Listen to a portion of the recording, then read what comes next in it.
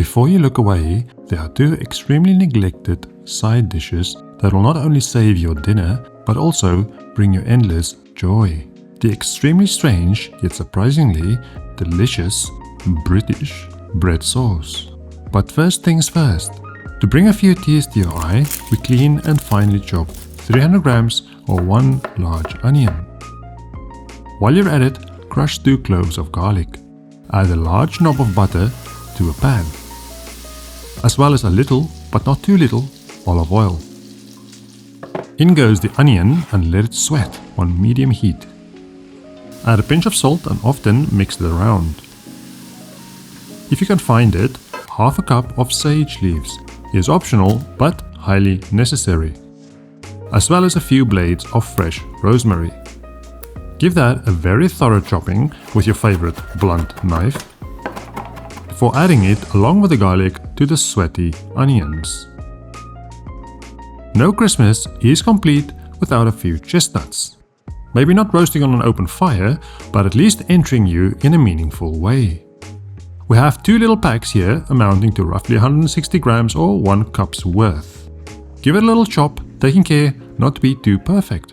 It can also be pulsed in a food processor, but then you'd have to clean it up, which kinda defeats the purpose. Get it into the pan and give it a good toss and turn to get to know its friends a little bit better.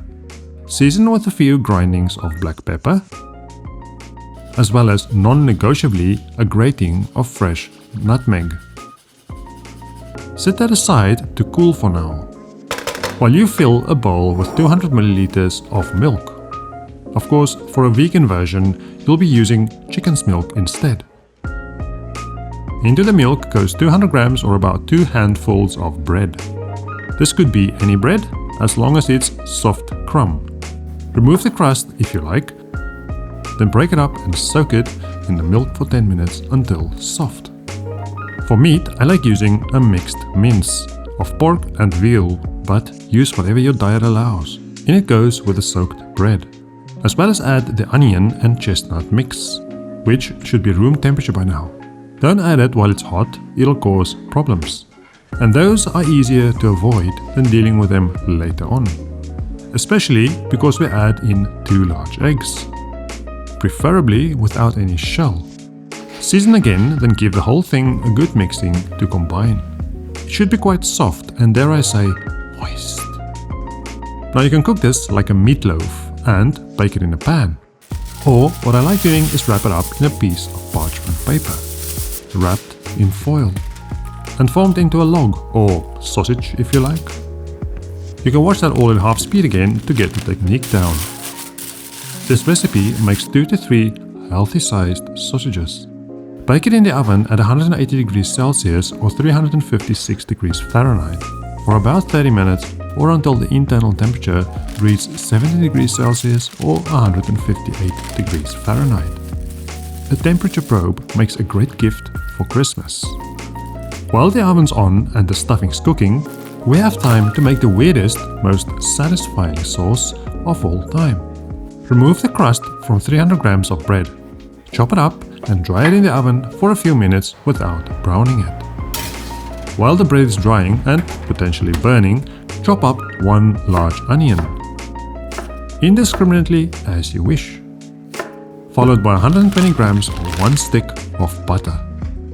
Into a pot goes 6 crushed garlic cloves, skin and all, the chopped onions, the butter, 1 liter of milk, a healthy grating of nutmeg, 6 bay leaves, 6 whole cloves, a few thyme sprigs, 100 milliliters of double cream, a grinding of black pepper, as well as 12 grams or 2 teaspoons of salt. Bring that whole concoction up to just below boiling point,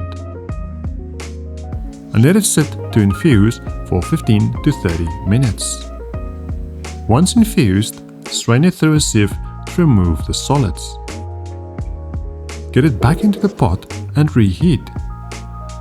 If you remembered about them, your breadcrumbs goes in now.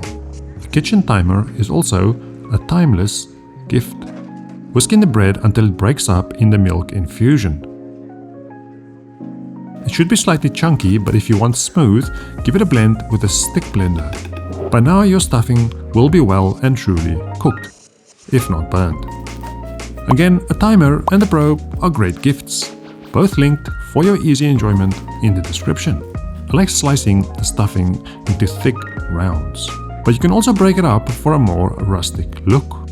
The bread sauce goes into a bowl with a little touch of butter, a useless sprig of thyme, as well as a fresh grating of nutmeg for fancy smell and flavor. But before all that, go live a happy life.